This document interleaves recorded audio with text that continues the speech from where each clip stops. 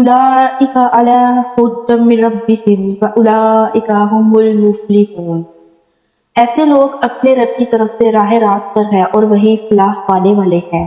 ان الذین کفروا سواء علیہم اانذرتہم ام لم تنذرہم لا یؤمنون۔ جن لوگوں نے ان باتوں کو تسلیم کرنے سے انکار کر دیا ان کے لیے یکساں ہے خواہ تم انہیں خبردار کرو یا نہ کرو، بہرحال وہ ماننے والے نہیں ہیں۔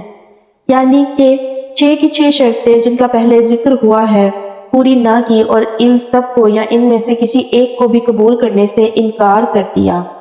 ختم اللہ علی قلوبہم وعلی سمعہم وعلی ابصارہم غشاوۃ ولہم عذاب عظیم۔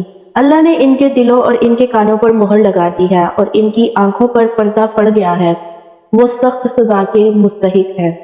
اس کا مطلب یہ نہیں ہے کہ اللہ نے مہر لگا دی تھی اس لیے انہوں نے تسلیم کرنے سے انکار کیا، بلکہ مطلب یہ ہے کہ جب انہوں نے ان بنیادی امور کو رد کر دیا جن کا ذکر اوپر کیا گیا ہے اور اپنے لیے قرآن کے پیش کردہ راستہ کے خلاف دوسرا راستہ پسند کر لیا تو اللہ نے ان کے دلوں اور کانوں پر مہر لگا دی۔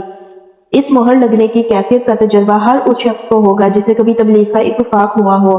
جب کوئی شخص آپ کے پیش کردہ طریقے کو جانچنے کے بعد ایک دفعہ رد کر دیتا ہے تو اس کا ذہن کچھ اس طرح مخالف سمت میں چل پڑتا ہے کہ پھر آپ کی کوئی بات اس کی سمجھ میں نہیں آتی، آپ کی دعوت کے لیے اس کے کان بہرے اور آپ کے طریقے کی خوبیوں کے لیے اس کی آنکھیں اندھی ہو جاتی ہیں، اور صریح طور پر محسوس ہوتا ہے کہ فی الواقع اس کے دل پر مہر لگی ہوئی ہے۔